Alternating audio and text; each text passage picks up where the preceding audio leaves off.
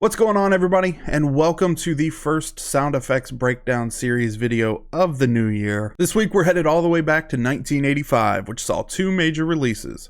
First of all, yours truly, and second of all, Super Mario Bros. We'll be taking a look at a couple sound effects from the game, and then we'll see if we can't recreate them, so stick around.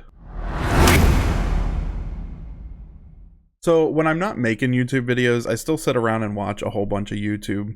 And there's a Super Mario Maker YouTuber that I've been getting into a lot lately, and he goes by DGR. What's going on, sound effects guy?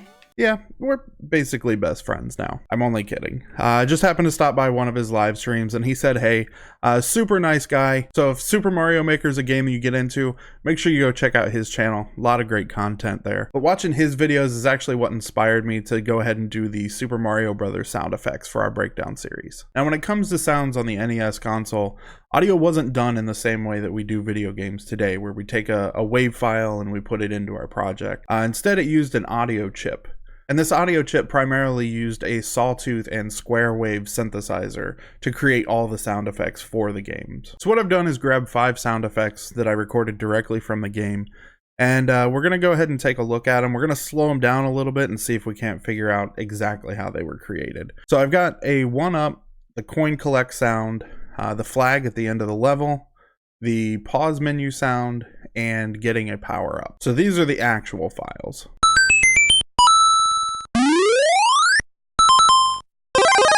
So if you can't tell, the first 4 sounds, the 1-up, the coin, the flagpole, and the pause menu, they were all done with a square wave, whereas the power-up sound was definitely a sawtooth wave, and we can figure that out because it's a little harsher of a sound. So to get started with recreating these sounds, one of the first things that we're going to do is we're actually going to slow it down and kind of analyze each sound, because the way the audio chip works, it almost works like a synthesizer with MIDI notes.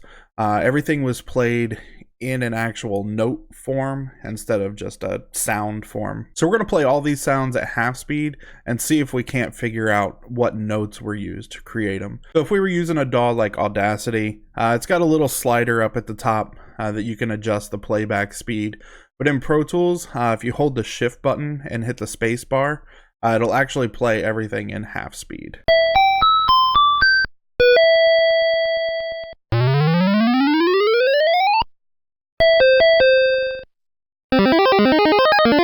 With the first 4, it's not too difficult to differentiate all the different notes.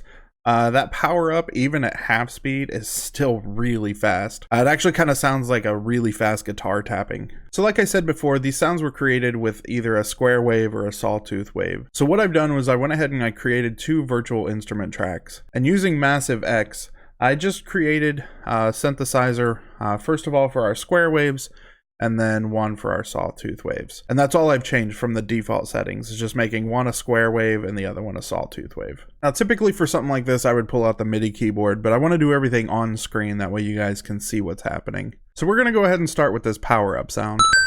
And so what we're going to do is we're just going to go ahead and make a selection here. And if we double click on this, it'll open up our MIDI editor. So with our MIDI editor open, we've got our full piano roll. And if we were to click on these keys, we'd be able to hear the sounds. And you can hear that it's just a simple square wave synthesizer. And so what I'm going to do real quick is just kind of clean up my workspace so that we can look at both these windows side by side. All right, so now that we've got our workspace set up side by side, we're literally going to go through and start breaking this down note by note.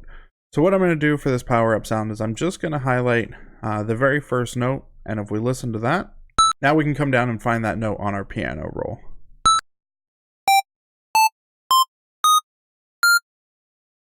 Alright, so I think we found it. And it looks like this sequence is actually going to start on E5. Now it's okay if you don't know how to read notes or know the note names.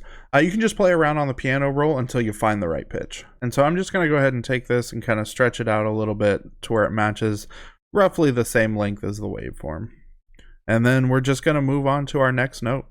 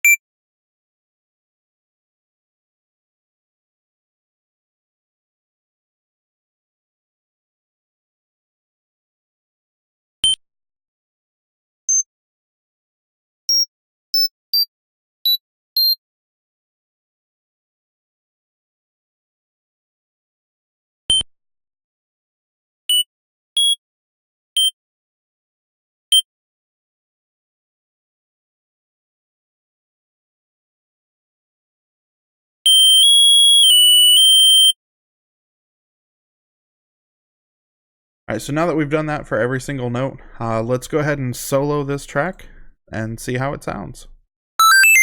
And again, just for reference, we're going to go ahead and solo the original.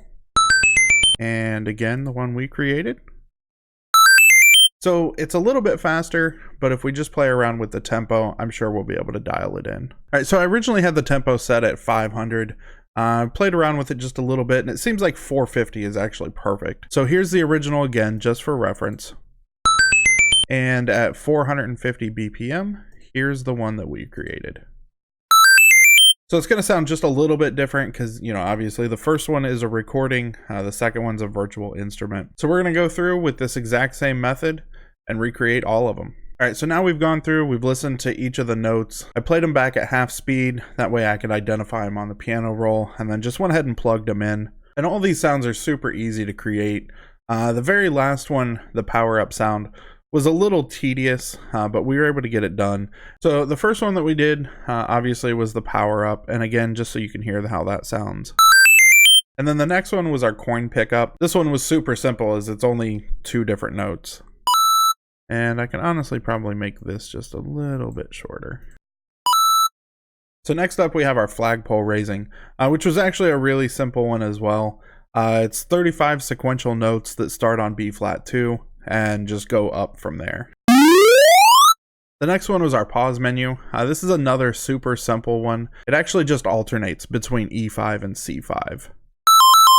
Now the last one with our power up, again I mentioned that this was done on a sawtooth wave, and this was easily the most tedious one out of the 5 sound effects. And you can see looking at the piano roll there's a lot more going on. But we were able to go through note by note and still get it done. So to give you guys a side-by-side comparison, I went ahead and separated these, and you're going to hear the real sound effect first, followed by the one that we created.